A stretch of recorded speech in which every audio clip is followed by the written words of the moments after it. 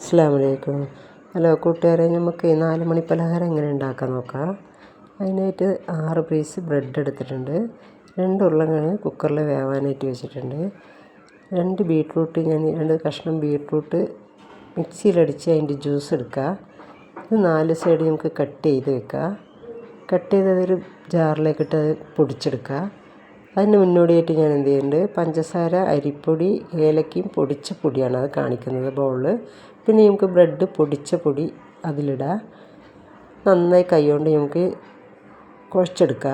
കുറച്ച് ഉപ്പ് ഇട്ടിട്ടുണ്ട് ഞാൻ. നന്നായി നമുക്കത് മിക്സ് ചെയ്ത് കൊടുക്കുക. കയ്യിൽ വെള്ളം ഒഴിക്കാതെയാണ് ഇപ്പോൾ മിക്സ് ചെയ്യുന്നത്. എന്നിട്ട് നമുക്ക് ബീട്രൂട്ടിൻ്റെ ജ്യൂസ് ഒരു കുറച്ച് 2 ടീസ്പൂണോളം നമുക്ക് ഒഴിച്ചു കൊടുക്കുക.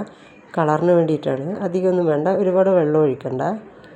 അധികം വെള്ളമില്ലാതെ അടിച്ചിട്ട് ആ 2 ടീസ്പൂൺ വരുന്നത് മാത്രം മതി. അതിലേക്ക് 2 ടീസ്പൂൺ നമുക്ക് നെയ്യ് ഒഴിക്കുക.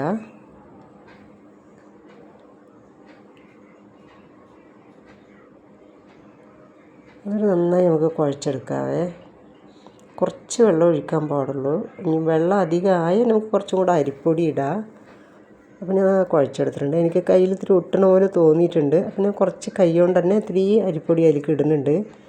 വെള്ളം ശരിയാകാൻ വേണ്ടിയിട്ടാണ് ഞാൻ ഇപ്പം അങ്ങനെ ചെയ്യുന്നത്. ആ വേവിച്ച് വെച്ച ഉരുളക്കിഴങ്ങ് ഞാനിതാ, നല്ല ചൂടുണ്ട് കേട്ടോ, അത് ചീവിയെടുക്കുന്നുണ്ട്. ചൂട് കാരണം എനിക്ക് പറ്റുന്നില്ല. അത് ഉടച്ചുവിടുക, ചീവിയിട്ടിടുക, എങ്ങനെ വേണമെങ്കിൽ നമുക്ക് ചെയ്യാം. ഞാനിപ്പോൾ അതുപോലെ ചെയ്യുന്നുണ്ട്. ഇങ്ങനെ ഉടച്ചിട്ടിടുക, ചീവിയിടുക, എങ്ങനെ വേണമെങ്കിലും ചെയ്യാം കേട്ടോ. ചൂട് കാരണം എനിക്ക് പറ്റുന്നില്ല.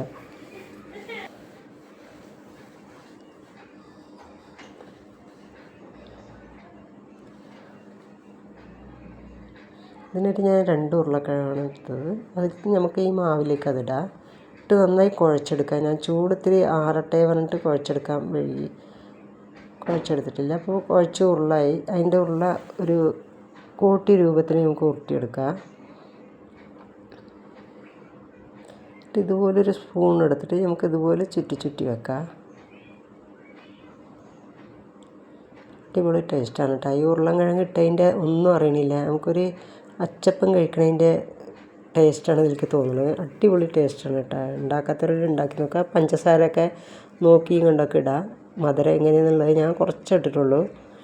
ബ്രെഡിലൊക്കെ മധുരമുള്ളത് കൊണ്ട് ഞാൻ അധികം ഇട്ടിട്ടില്ല. അപ്പം നിങ്ങളെങ്ങനെ നിങ്ങളുടെ ഇഷ്ടത്തിനനുസരിച്ച് മധുരം കൂട്ടുക കുറക്കുകയൊക്കെ ചെയ്യാം കേട്ടോ. ഉണ്ടാക്കാത്തവരുണ്ടെങ്കിൽ ഇതുപോലെ ഉണ്ടാക്കി കഴിച്ച് നോക്കിയാൽ അടിപൊളി ടേസ്റ്റാണ്. കുട്ടികൾക്കൊക്കെ ഭയങ്കരമായിട്ട് ഇഷ്ടപ്പെടും. ഞാൻ അതിന് മുമ്പ് ഉണ്ടാക്കിയതാണ്. വീഡിയോയിൽ ഇട്ടിട്ടില്ല. വീഡിയോയിൽ ഇപ്പോൾ ആദ്യമായിട്ടാണ് ഇടുന്നത്.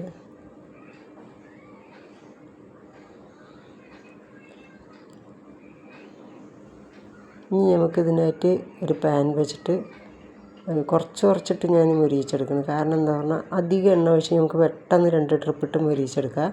പക്ഷേ എണ്ണ ബാക്കി വന്നാൽ നമ്മൾ വേറെ ഒന്നിനും യൂസ് ചെയ്യുക, അത് ഇഷ്ടപ്പെടില്ല.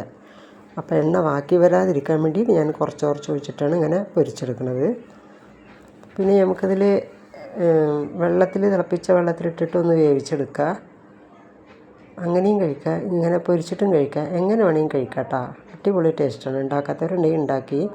സംഭവം സെറ്റാണ്. ബായ്.